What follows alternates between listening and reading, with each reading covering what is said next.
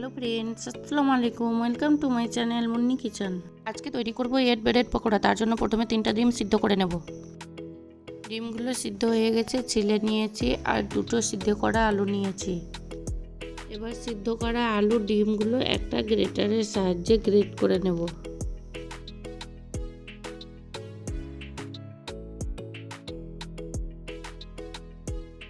ডিম আলুগুলো সব গ্রেট করা হয়ে গেছে। এবার গ্যাসের ওপর একটা কড়াইয়ে 1 টেবিল চামচ তেল দিয়ে দেব।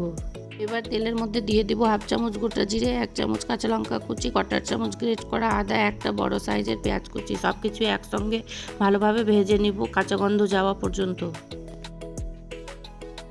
এবার কিছু গুঁড়ো মশলা দিব। 1/4 চামচ জিরে গুঁড়ো, 1/4 চামচ ধনে গুঁড়ো, 1/4 চামচ হলুদ গুঁড়ো, 1/4 চামচ লঙ্কা গুঁড়ো, স্বাদ মতো লবণ দিয়ে সব কিছু ভালোভাবে আবারও মিক্স করে নেব। মশলাগুলো ভালোভাবে ভাজা হয়ে গেছে। এবার গ্রেট করে রাখা ডিম আলুগুলো দিয়ে দেব। এখানে সিদ্ধ করা 2টো আলু দিয়েছি বাইন্ডিংয়ের জন্য। এবার সবশেষে 1/2 চামচ চাট মশলা দিয়ে দিব, এতে স্বাদটা আরও সুন্দর লাগবে।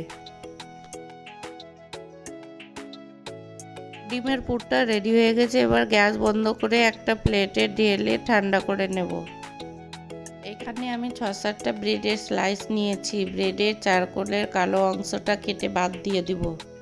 এই রেসিপিতে হোয়াইট ব্রেড ব্যবহার করলেই ভালো হয়, ব্রাউন ব্রেড করলে অতটা টেস্ট লাগবে না। ডিম আলুর পুরগুলো 1 চামচ করে হাতে নিয়ে এইরকম লম্বা শেপে তৈরি করে নেব।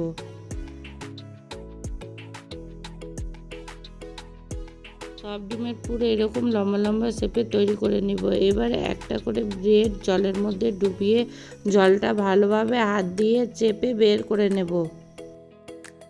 ভালোভাবে জলটা বের করে একটা ডিমের পুর এইভাবে দিয়ে ভালোভাবে ব্রেডের মধ্যে রোল করে নেব। দু সাইডে এইভাবে মুখগুলো হালকা হাতে চেপে দিব।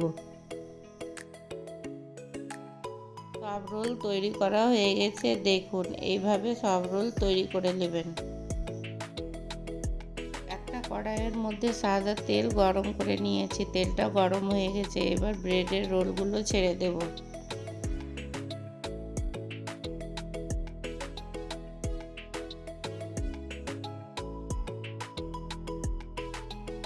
ব্রেডের রোলগুলো এইভাবে নেড়ে চেড়ে 2 পার ভালোভাবে ভেজে নেব।